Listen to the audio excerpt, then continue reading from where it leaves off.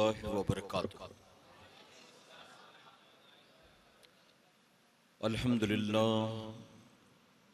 अल्हम्दुलिल्लाहि रब्बिल आलमीन वल आक़िबतु लिल मुत्तक़ीन वस्सलातु वस्सलामु अला सय्यदिल अंबिया वल मुरसलीन अम्मा बाद फ़ौज़ बिल्लाहि मिनश शैतानिर रजीम बिस्मिल्लाहिर रहमानिर रहीम। या अय्युहल्लज़ीना आमनुत्तक़ुल्लाह वकूनू मास सादिक़ीन सदक़ल्लाहु मौलाना अलीयुल अज़ीम। पढ़ें अस्सलातु वस्सलामु अलैका या रसूलल्लाह, अस्सलातु वस्सलामु अलैका या हबीबल्लाह, अस्सलातु वस्सलामु अलैका या नबियल्लाह व अला आलिका व अस्हाबिका या नूरल्लाह सल्लल्लाहु ताला अलैहि वसल्लम। बिस्मिल्लाहिर रहमानिर रहीम। नवैतु सुन्नतल एतिकाफ। रब्बे काबा की बारगाह में दुआ है, मौला अपने हबीब साहिब लौलाक सल्लल्लाहु ताला अलैहि वसल्लम के सदक़तु फैल हम तमाम हाज़रीन और सामीन को तू दमे वापसी तक हक कहने, हक सुनने और अपने हक वाले बंदों के दामन से वाबस्ता रहने की तौफीक नसीब फरमा। साथ ही बारगाह रब्बुल इज़्ज़त में दुआ है कि मेरे करीम हमें खैर व आफियत के साथ नया इस्लामी साल नसीब फरमा और आने वाले नए साल को दुनिया भर के मुसलमानों के लिए कामयाबी और कामरानी के साल में तब्दील फरमा।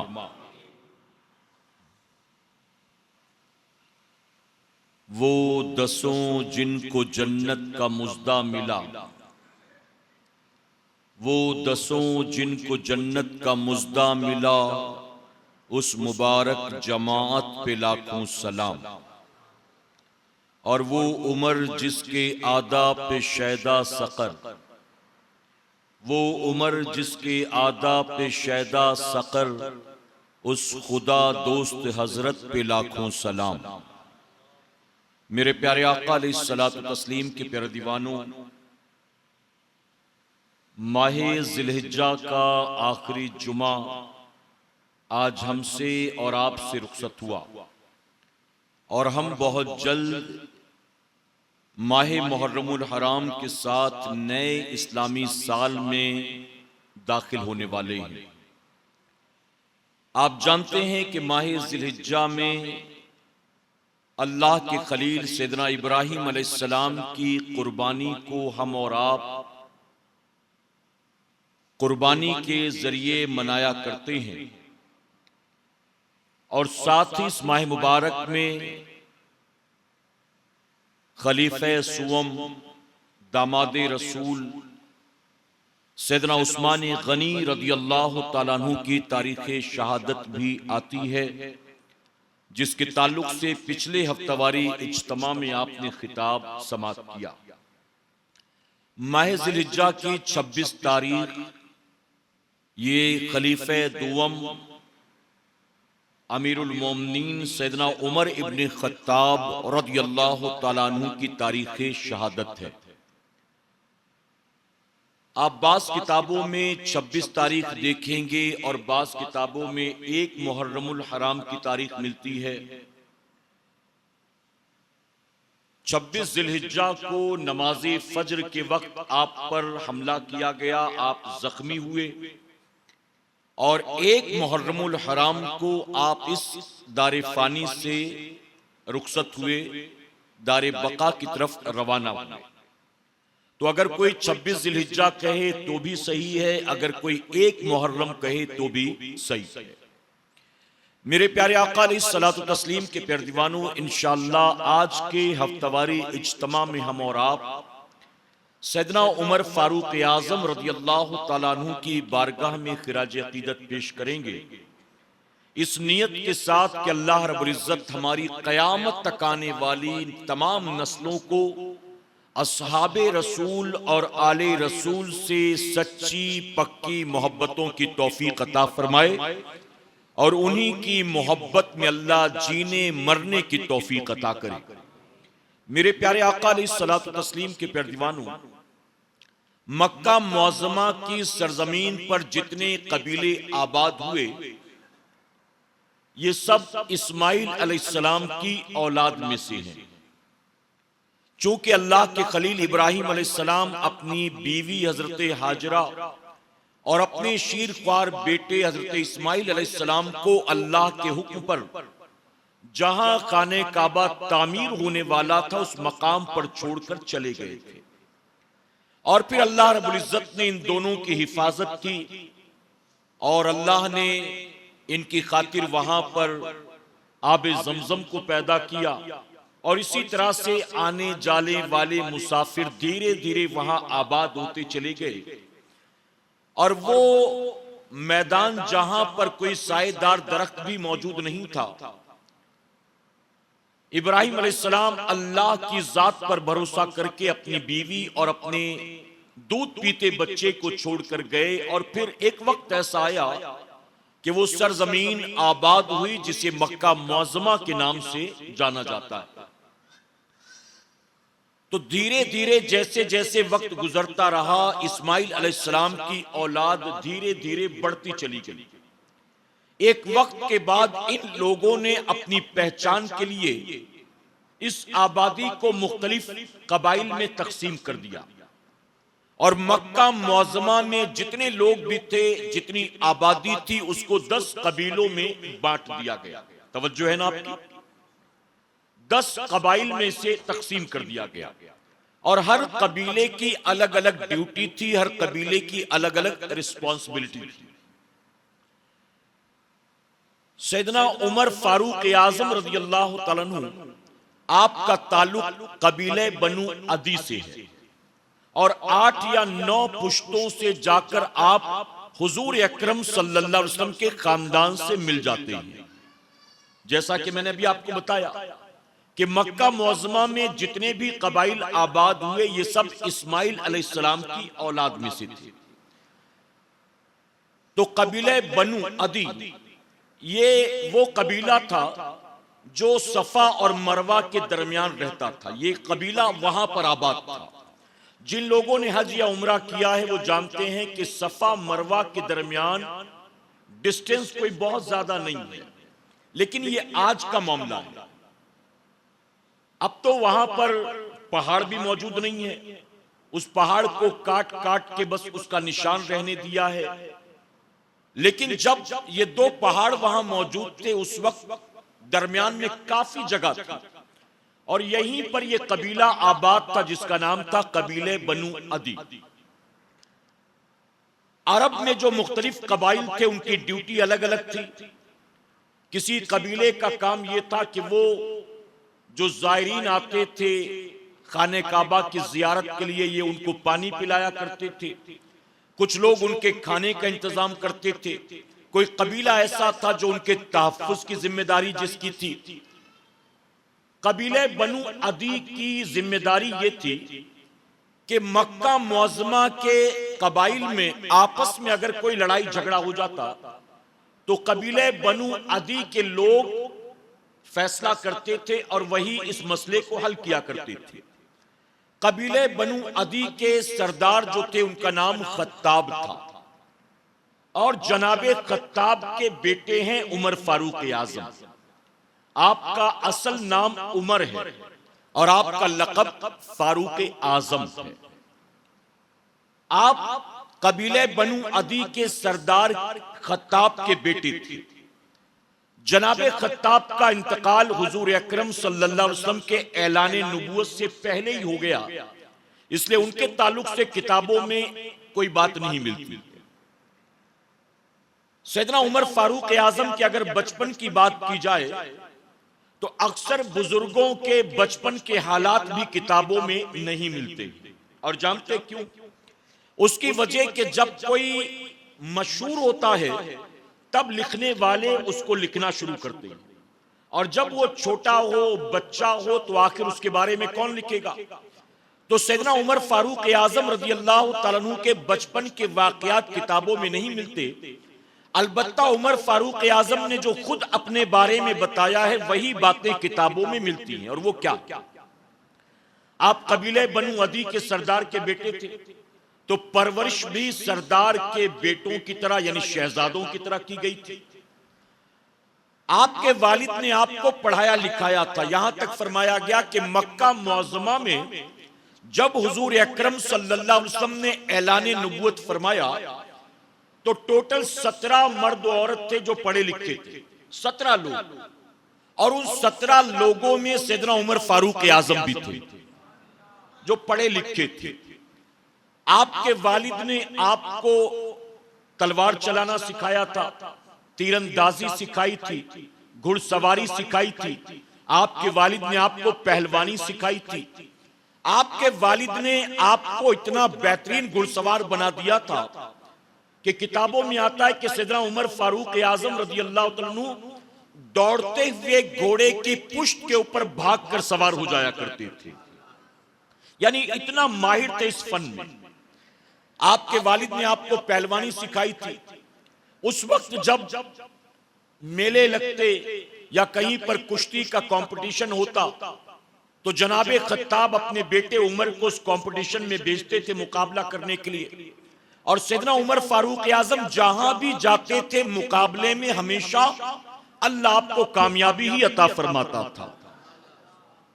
वहां मेले में कुश्ती लड़ा करते थे लोग एंटरटेनमेंट के लिए, जैसे आज कंपटीशन होता है ना सिटी लेवल पर, स्टेट लेवल पर, नेशनल लेवल पर, इंटरनेशनल लेवल पर। तो उस दौर में भी जब इस तरह से कंपटीशन होते थे पहलवानी के, रेसलिंग के, तो सैयदना उमर फारूक आजम वहां मुकाबला करने जाते थे और आप कामयाब हो जाते थे। कबीले बनु अदी का असल पेशा जो था वो जानवरों को पालना, जानवरों को बेचना। तो जनाबे खत्ताब ने अपने बेटे को इसकी भी ट्रेनिंग दी थी। जनाबे खत्ताब सैयदना उमर फारूक आजम को ऊंट देकर भेजते और कहते जा ऊंटों को चरा कर आ, ले जा इसको चरा कर ला। सैयदना उमर फारूक आजम फरमाते कि मैं ऊंटों को चराने के लिए जाता तो उनके पीछे चलते चलते मैं थक जाता था। जब कभी मैं बैठ जाता ना तो मेरे वालिद मुझे मार कर उठाते थे, ये कहकर तू अरब का बेटा होकर इतनी जल्दी थक जाता है, उठ और चल ऊंटों के पीछे। कहते मैं जब थक कर बैठता तो मेरे वालिद मुझे मार कर उठाते थे। जुल्म नहीं कर रहे थे, ट्रेनिंग दे रहे थे। सरदार का बेटा था और बाप जानता था कि बाप के बाद कबीले बनु अदी का सरदार उमर ही को बनना, तो तरबियत भी वैसी होनी चाहिए। सैयदना उमर फारूक आजम कहते मेरे वालिद मुझे 10 ऊंट देते और कहते 10 ऊंट को एक लाइन से खड़ा करके दिखा। मैं एक को खड़ा करता, आगे बढ़ता, दूसरे को खड़ा कर रहा होता तो पहला वाला बैठ जाता। मैं दूसरे को खड़ा करके फिर वापस आता, पहले वाले को खड़ा करता तो दूसरा वाला बैठ जाता। कहते सुबह से शाम हो जाती और मैं 10 ऊंटों को एक लाइन में खड़ा नहीं कर पाता था और मेरे वालिद इसकी वजह से मुझे मारते थे। यह सैयदना उमर फारूक आजम के बचपन के वाकयात। अब आप समझ जाएं कि किस माहौल में आपकी तरबियत हुई थी। जब आप जवान हुए तो वालिद के इंतकाल के बाद आपको कबीले बनु अदी का सरदार बना दिया गया। और ये वही दौर था कि जब हुजूर अकरम सल्लल्लाहु अलैहि वसल्लम ने मक्का मुअज़्ज़मा की सरजमीन पर ऐलान नबूवत फरमाया। जब मेरे नबी ने ऐलान नबूवत फरमाया तो कुरैश मक्का जमा होते थे, मीटिंग करते थे और इस्लाम के खिलाफ, पैगंबर इस्लाम के खिलाफ तरह तरह की मंसूबाबंदी करते थे। तो चूंकि ये कबीले बनु अदी के रिप्रेजेंटेटिव थे, सरदार थे, तो हर मीटिंग में जहां सरदाराने कुरैश मौजूद होते आपको भी इनवाइट किया जाता और सैयदना उमर फारूक आजम भी उस मीटिंग में बैठते थे। आप भी इस्लाम के खिलाफ, पैगंबर इस्लाम के खिलाफ मशवरे देते थे। शुरू में जब लोगों ने इस्लाम कबूल करना शुरू किया तो सरदारा ने मक्का ने उन पर जुल्म करना शुरू किया, तो उन जुल्म करने वालों में उनके साथ सैयदना उमर फारूक आजम भी पेश रहते थे। यहां तक फरमाया गया कि वक्त गुजरता रहा और हुजूर अकरम सल्लल्लाहु अलैहि वसल्लम लोगों को इस्लाम की तरफ बुलाते रहे, दावत देते रहे और 6 साल का अरसा गुजर गया। 6 साल की कड़ी मेहनत के बाद 39 लोगों ने मेरे नबी के हाथ पर इस्लाम कबूल कर लिया। और ये 6 साल सैयदना उमर फारूक आजम इस्लाम के, पैगंबर इस्लाम के कट्टर दुश्मन और मुखालिफ थे। हर मंसूबा बंदी में, हर साजिश में, हर मुकाबले में आप आगे आगे रहते थे। अब यहां पर 2 रिवायतें मिलती हैं। एक रिवायत तारीख तबरी में है और एक रिवायत बड़ी मशहूर है, आपने 12 सुना होगा।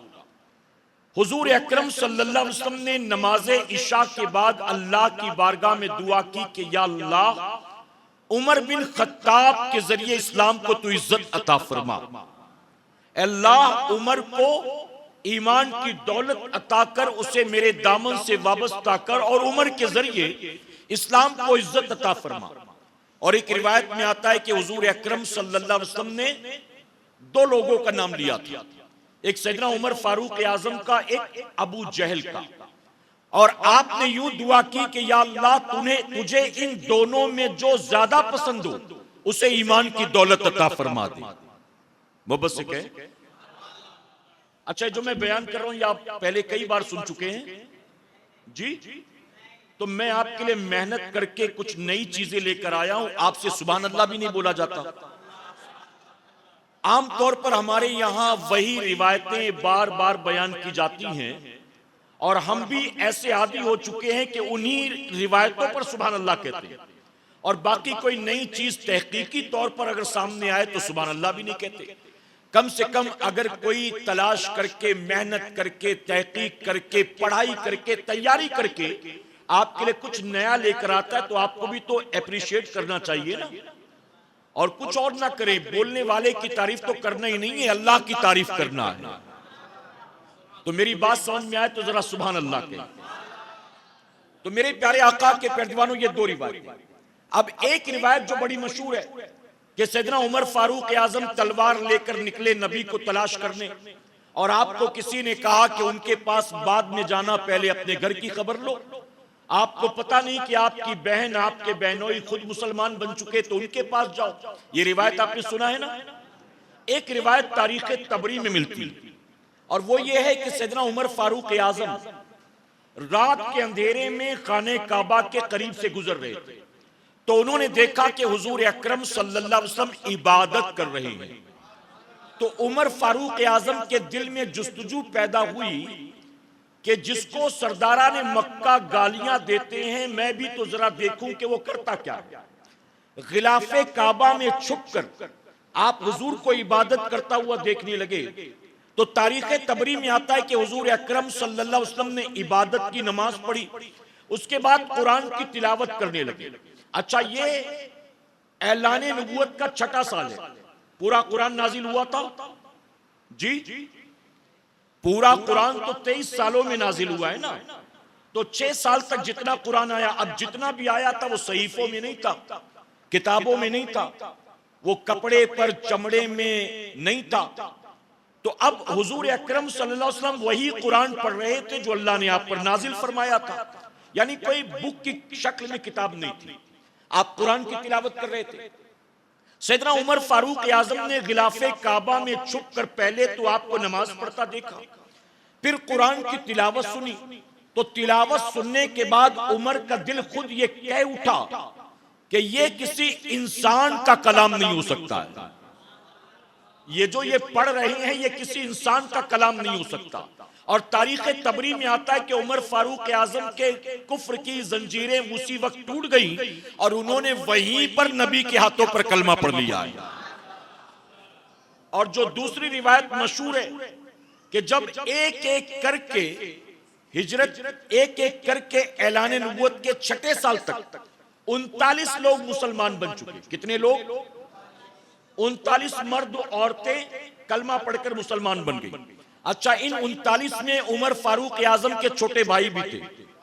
मोहब्बत से कहें, इन 39 में उमर फारूक आजम की बहन फातिमा बिनते खत्ताब भी थी, उनके बहनोई हजरत सईद भी थे। यानी अब जिस उमर फारूक आजम के एतबार से जिस आग को बुझाने चले थे, वो उनके अपने घर तक पहुंच चुकी थी, नबी के दामन से ये वाबस्ता हो चुकी थी। अब मैंने आग उमर फारूक आजम के एंगल से कहा। मेरे प्यारे आका के पैरदीवानों, सुबह आपने बहन को जाकर मारा पीटा, फिर कुरान शरीफ सुना, कुरान शरीफ पढ़ा और पढ़ने के बाद कहा मुझे हुजूर की खिदमत में ले चलो, और फिर हुजूर अकरम सल्लल्लाहु अलैहि वसल्लम की बारगाह में हाजिर आए और आपने वहां आकर हुजूर की बारगाह में इस्लाम कबूल कर लिया, कलमा पढ़ लिया।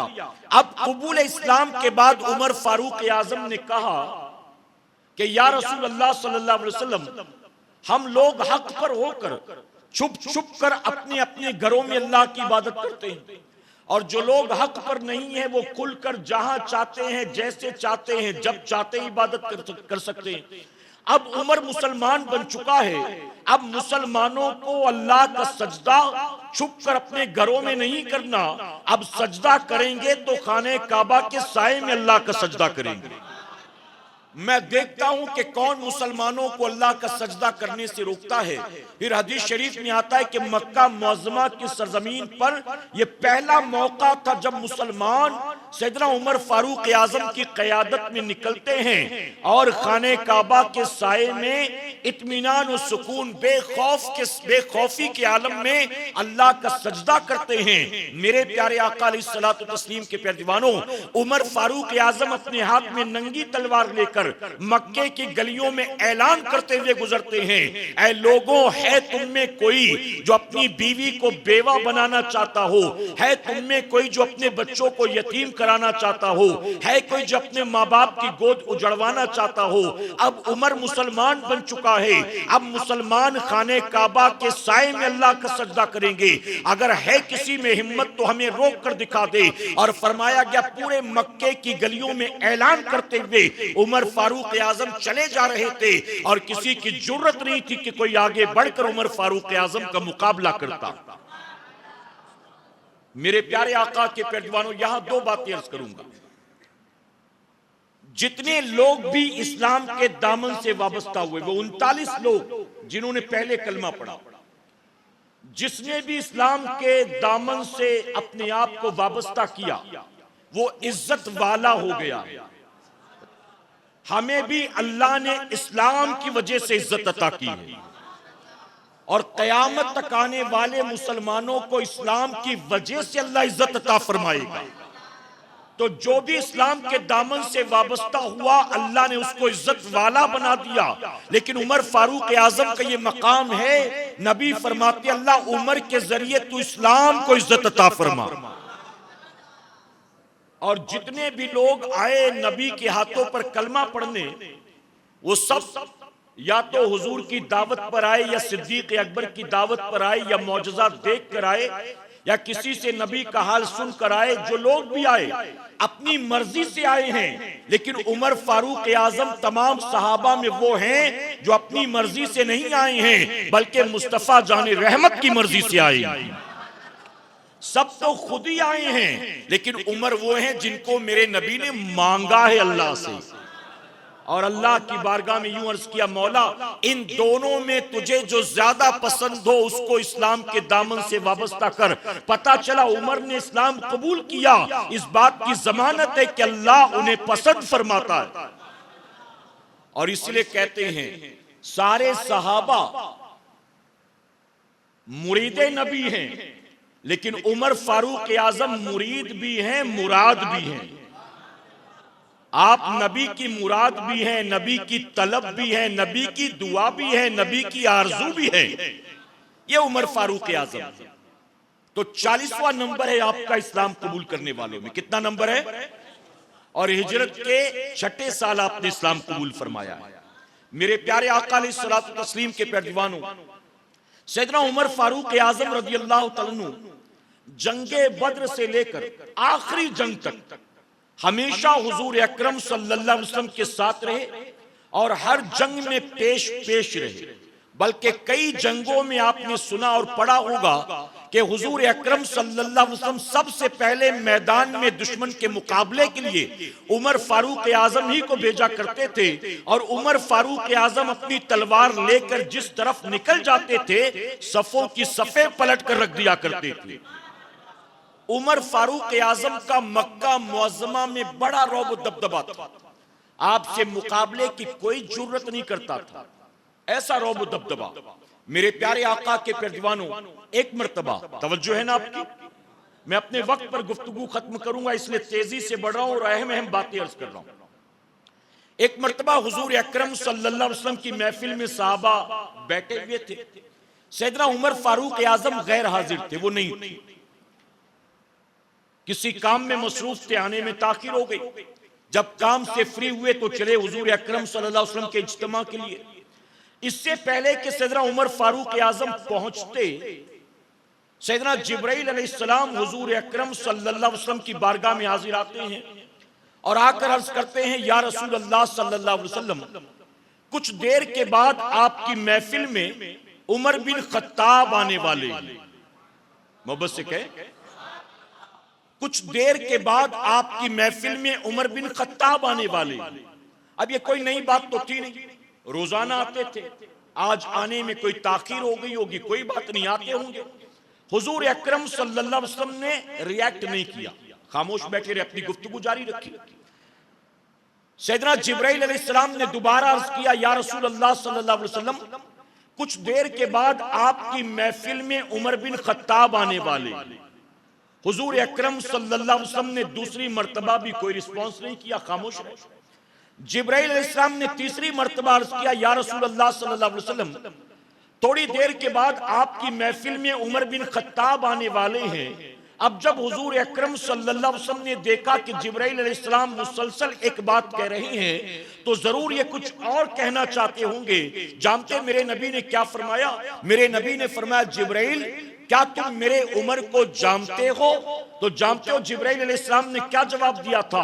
बहुत गौर से सुनना और जिंदगी भर के लिए इसे याद रखना।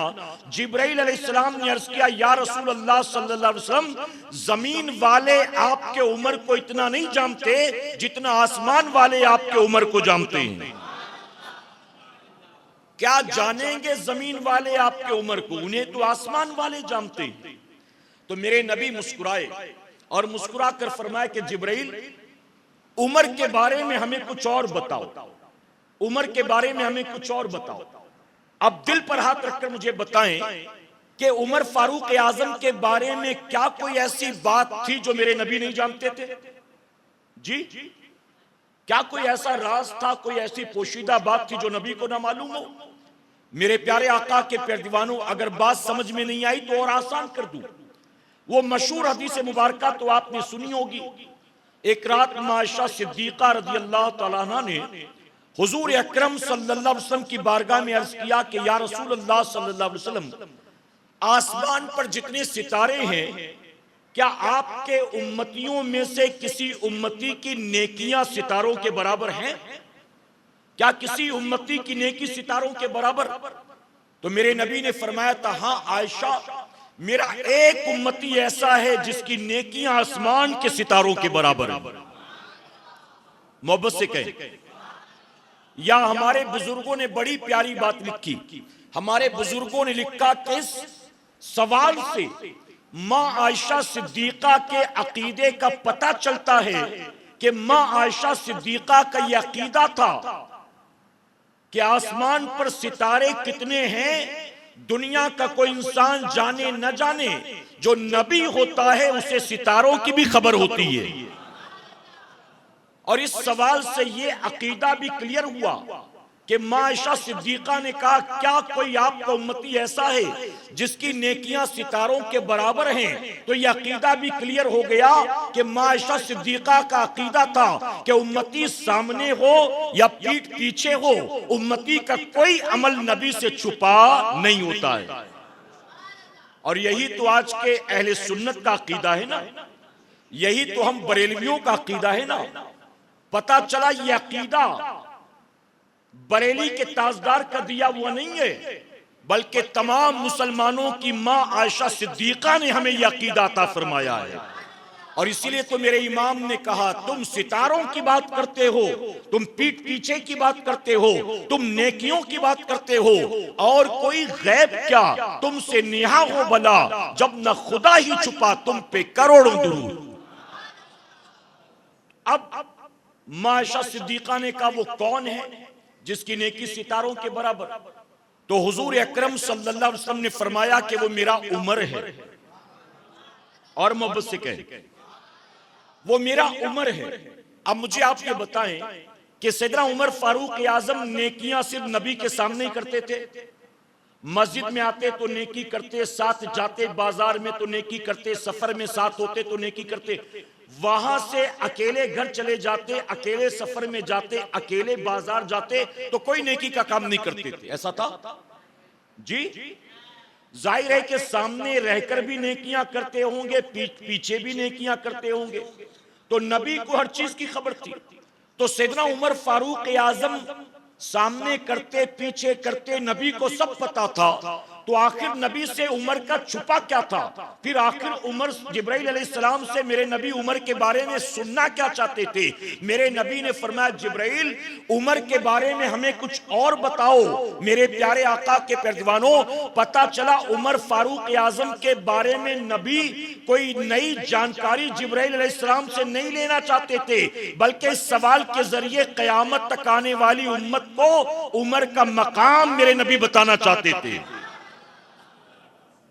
मेरे नबी ने कहा, उमर के बारे में कुछ बताओ। तो जिब्राइल अलैहिस्सलाम ने कहा, या रसूल अल्लाह सल्लल्लाहु अलैहि वसल्लम, मैं उमर के बारे में क्या क्या बताऊं? अगर मैं नूह अलैहिस्सलाम की उम्र लेकर आ जाऊं और मैं आपके उमर की तारीफ करना शुरू कर दूं तो नूह अलैहिस्सलाम की उम्र खत्म हो जाएगी, उमर की तारीफ मुकम्मल नहीं होगी। और मोहब्बत से कहें, अब हमसे कोई कहे आधे घंटे में उमर फारूक आजम के फजाइल बयान कर दीजिए, मुमकिन है? हाँ? जिब्राइल अलैहिस्सलाम कह रहे हैं कि मैं नूह अलैहिस्सलाम की उम्र, और मैं आपको बता दूं कि नूह अलैहिस्सलाम की उम्र लोग कहते 950 साल, 950 साल।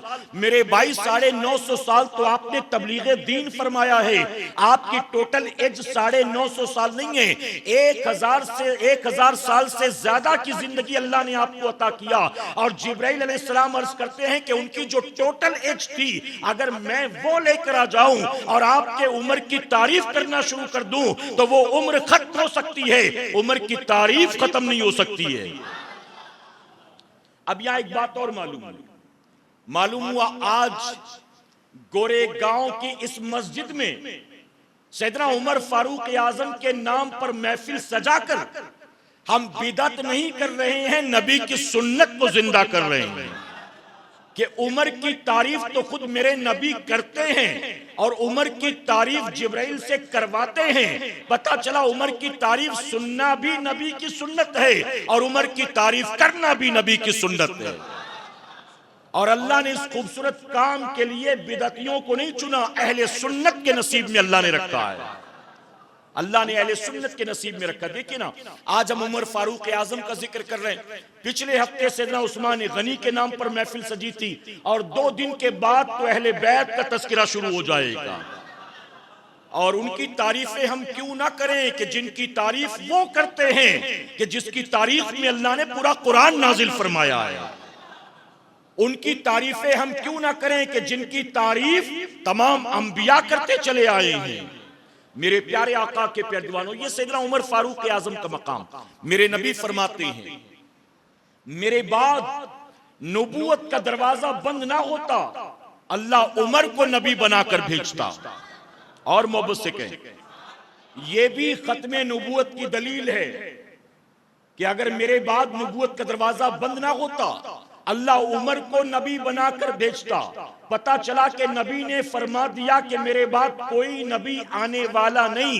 अब जितने भी लोग अपने आप को माज़अल्लाह नबी कहलाते हों, मुसलमान कज़्ज़ाब से लेकर आज तक जितने भी नबी कहलाते हों, वो सब के सब झूठे हैं, मक्कार हैं, धोखेबाज हैं। वो सब के सब जो हैं इस्लाम से खारिज हैं। और वो लोगों में वो अकीदा हम करते हैं जो अकीदा अल्लाह रसूल के फरमान के खिलाफ। तो ऐसे बातिल नजरिए वालों से आप बचे। नबी के बाद अब कोई नबी आने वाला नहीं। मेरे आका फरमाते हैं कयामत में अल्लाह सबसे पहले मेरे उमर से मुसाफा करेगा, जैसा कि उसकी शान के लायक है।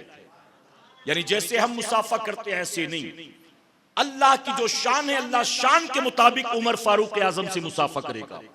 मेरे नबी फरमाते हैं उमर की जबान से हक बोलता है। मोहब्बत से कहे, मेरे नबी फरमाते उमर को देखकर शैतान रास्ता बदलकर भाग जाता है।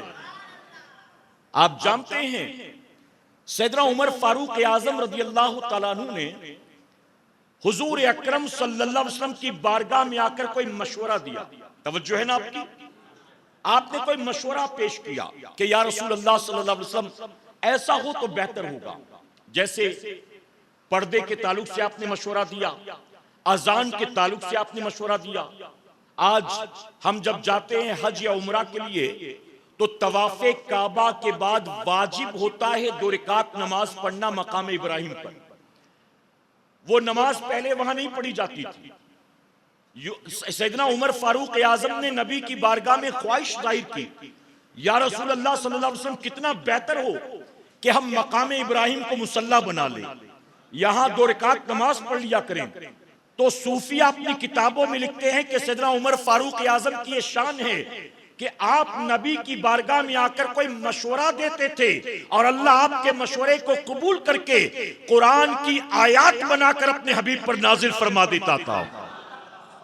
यानी आपके मशवरों पर अल्लाह अपनी मोहर लगा देता और उसे कानून बना देता, उसे कुरान की आयत बना देता। ये सैयदना उमर फारूक आजम का मकाम है। मेरे प्यारे आका अलैहिस्सलातु तस्लीम के प्यारे दीवानों, हुजूर अकरम सल्लल्लाहु अलैहि वसल्लम के दुनिया से पर्दा करने के बाद आप इस्लाम के दूसरे खलीफा बने, और जब आप खलीफा बने ना तो उस वक्त आपने तकरीबन 4000 शहरों को फतेह किया है। सैयदना उमर फारूक आजम के दौरे खिलाफत में 22 लाख मुरब्बा मील की जमीन पर इस्लाम का परचम लहराने लगा है। मोहब्बत से कहें आप, एक ईसाई स्कॉलर, एक ईसाई हिस्टोरियन अपनी किताब में लिखता है, बहुत तवज्जो से सुनना, अपने अगर तारीफ करें तो ये कोई बहुत बड़े कमाल की बात नहीं है। कमाल तो ये है कि उनकी अजमतों का लोहा गैर भी मानते हैं। एक ईसाई स्कॉलर अपनी किताब में लिखता है, अगर इस्लाम को उमर बिन खत्ताब के बाद एक और उमर मिल गया होता तो मशरिक से मगरिब तक सिर्फ एक मजहब होता और वो इस्लाम होता। मेरे प्यारे आका के प्यारे दीवानों, जब हिंदुस्तान आजाद हुआ तो आजादी के बाद गांधी जी ने पहला भाषण दिया कोलकाता में, और पहले भाषण में, गूगल पर सर्च कर लेना, पहले भाषण में गांधी जी ने कहा कि अब हमारा मुल्क आजाद हो गया है, अगर हम चाहते हैं कि हमारा मुल्क हमेशा आजाद रहे तो हमें अपने मुल्क पर हुकूमत ऐसे ही करनी होगी जैसे कि मुसलमानों के खलीफा उमर ने खिलाफत की थी। गांधी जी कहते हैं उमर का जमाना वो जमाना था जब शेर और बकरी एक घाट में एक साथ पानी पीते थे और बकरी को शेर का कोई खौफ नहीं था, और खौफ इसलिए नहीं था क्योंकि उमर बिन खत्ताब आप अदल इंसाफ के पैकर थे। अगर शेर बकरी पर जुल्म करता तो उमर उसे सजा देते। इसी खौफ और दहशत की बुनियाद बकरी भी उस दौर में अमन अमान के साथ रहती थी, और एक घाट में शेर के साथ पानी पीती, उसे शेर का कोई खौफ नहीं था। यह मिसाल देकर गांधी जी ने कहा था उसी उमर की तरह हुकूमत करेंगे तो मुल्क हमेशा आजाद रहेगा, और अगर उमर के नक्शे कदम से हटेंगे तो हमारा मुल्क फिर से जो है किसी न किसी का गुलाम बन जाएगा। ये बात और है कि गांधी जी की उस बात पर लोग क्या अमल करते। अब तो गांधी जी को गालियां देने वाले पैदा हो गए और उनके खिलाफ कोई एक्शन नहीं होता। मेरे प्यारे आका के पैरवानों, सैयदना उमर फारूक आजम का दौरे खिलाफत, आपने कई चीजें अपने दौरे खिलाफत में सबसे पहले शुरू की। यह मिलिट्री का निजाम, इसकी बुनियाद उमर फारूक आजम ने रखा है। देखिए मेरा वक्त भी हो गया, अगर जवाब देंगे तो 2-3 मिनट बोलूंगा मैं।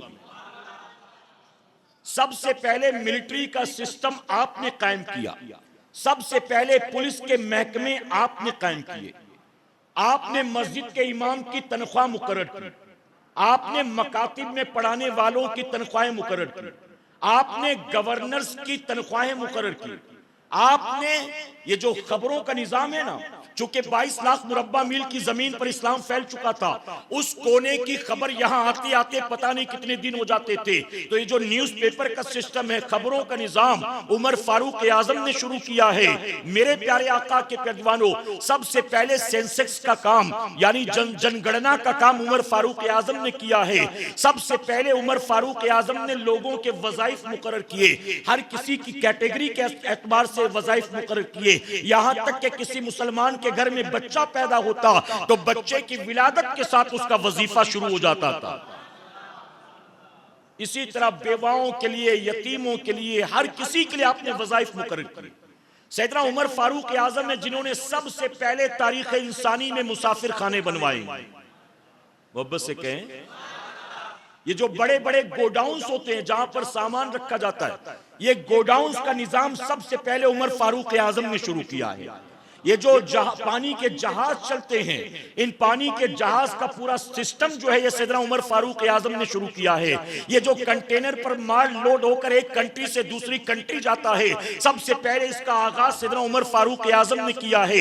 यानी अपने दौरे खिलाफत में उमर फारूक आजम ने कयामत तक आने वाली दुनिया को ऐसे ऐसे सिस्टम्स दे दिए, ऐसे ऐसे निजाम और उसूल दे दिए हैं कि जिस पर आज भी दुनिया अमल कर रही है। मेरे प्यारे आका के पैजवानों, पता चला नबी की निगाहें गैबदा देख रही थी कि कलमा पढ़ने वाला उमर अगरचे नंबर के एतबार से 40वां है, लेकिन उमर वो है कि जिससे अल्लाह बहुत बड़ा काम लेने वाला। अब आखिरी बात, मेरे नबी फरमाते हैं अल्लाह ने मुझे जमीन पर 2 वजीर दिए और आसमानों पर अल्लाह ने मुझे 2 वजीर अता किए। अच्छा, आप नियाज के लिए तो सिर्फ नहीं आए हैं ना जी, कुछ सुनने आए हैं कि नहीं आए हैं? तो मेरी बात समझ में नहीं आ रही आपको। मेरे नबी ने फरमाया, समझे नहीं आप शायद, मेरे नबी फरमाते अल्लाह ने मुझे जमीन पर 2 वजीर दिए और आसमान पर 2 वजीर दिए। आपके कितने वजीर हैं? आपके भी वजीर जी? मेरा भी कोई वजीर नहीं है, इमाम साहब का भी कोई वजीर नहीं है। वजीर किसके होते हैं? गली मोहल्ले में रहने वाले हर आदमी के 2-4 वजीर होते हैं। वजीर तो बादशाहों के होते हैं ना। किसके होते हैं? जो बादशाह हो वजीर तो उसी के पास होते हैं ना। पता चला अल्लाह ने अपने हबीब को मोहताज और मजबूर बनाकर नहीं भेजा है, उनको अल्लाह ने जमीन की भी हुक्मरानी अता की, आसमानों की भी हुक्मरानी अता की है। इसलिए वजीर यहां भी है और वजीर वहां भी है। फरमाते आसमान पर जिब्राइल और मीकाइल मेरे वजीर हैं और जमीन पर उमर और अबू बकर मेरे वजीर हैं। पता चला वजीर उसी के होते हैं जो बादशाह और शहनशाह होता है। जो किसी चीज का मालिक व मुख्तार ना हो उसके वजीर होते हैं। ये कैसे मुसलमान हैं, हदीसें पढ़ते हैं, इनको बात समझ में नहीं आती। मेरे प्यारे आका अलैहिस्सलातु तस्लीम के पैजवानों, ये सैयदना उमर फारूक आजम की शान है। सैयदना उमर फारूक आजम एक मर्तबा मेरे नबी के साथ तशरीफ ला रहे थे। दाईं जानिब सिद्दीक अकबर थे, बाईं जानिब उमर फारूक आजम थे। इस तरह से तशरीफ ला रहे थे। जब सहाबा ने देखा तो देखकर मुस्कुराए। तो जानते मेरे नबी ने क्या फरमाया था? नबी ने फरमाया, अच्छी तरह से हमें देख लो, जैसे जमीन पर हम यूं साथ चलते हैं ना, कयामत के दिन हम जन्नत में भी इसी तरह साथ जाने वाले। अल्लाह अपने महबूब पाक के सदक़े हमें आपको सबको कहने सुनने से ज्यादा अमल करने की तौफीक अता फरमाए। दरमियाने गुफ्तगू मुझसे जाने अनजाने में कोई गलती खामी रह गई, आप सबको गवाह बनाकर सच्चे दिल से तौबा करता हूँ। रब मेरी तौबा कबूल फरमाए और हमारी इस महफिल पाक को मेरा करीम क़यामत में हम सब के लिए, हमारे वालिदैन के लिए बख्शिश और निजात का सबब बनाए। वमा अलैना इल्लल बलाग। अस्सलामु अलैकुम।